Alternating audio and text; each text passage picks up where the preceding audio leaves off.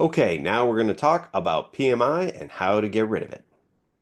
Hey, it's Matt Heisler from Vanderbilt Properties here, and in this video, we're going to talk about how to get rid of your PMI payment. That's right, we're going to try and get rid of that thing that you've been paying for probably far too long. And so we're going to talk about the ways that you can get rid of PMI and the problems with getting rid of PMI. So with that said, let's get started, and we're going to dive right in here and talk about PMI. And for folks who have clicked on here and they're not sure what PMI is, we're going to talk about it. We're going to remind you what it is and why lenders want you to keep paying it. So PMI is primary mortgage insurance. Basically, what it is it's insurance in case you don't pay your loan. So PMI is something that homeowners pay. They usually end up paying it because they had to borrow more than 80% of the purchase price. If you have 20% to put down on a house, then you don't have to pay PMI. But if you don't have 20%, well, it can be pretty hard to come up with it.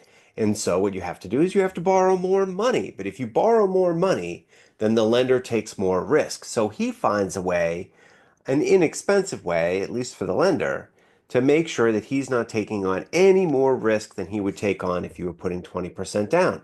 He buys insurance. The same way you buy insurance for your car in case you get in an accident, the lender buys insurance in case you decide not to pay the loan. Apologies for this brief interruption, but if you do like this video, please remember to like or subscribe it. If you can, do both, and then we can keep the videos coming. Remember, if you're in the market to buy, sell, or invest property in Massachusetts or Rhode Island, make sure you watch this video to the end in order to see my special offer. Thanks again. PMI substitutes a charge which is based on the size of the loan. Um, and if you don't pay your loan, then the lender can file a claim, just like you would file a claim if you were in an accident, and they can get paid some or all of the money back because you were unable to pay that loan. At the end of the day, the lender here is taking on more risk, but he doesn't want to be completely exposed to the risk, so he buys these primary mortgage insurance policies, PMI for short, and that is how we get stuck with it. Now, the thing is, PMI, they will tell you when you sign it, as soon as you get to 20% equity, they'll get rid of the PMI. You can just, tell the lender, hey, I'm at 20%. But it's not really quite that easy. The reason is because the lender doesn't really want it to go away. I mean, once you're at 20%, the lender's perfectly happy collecting those PMI premiums so that because it's extra profit for them at that point. They're not really taking on the same risk, but they're able to charge you more.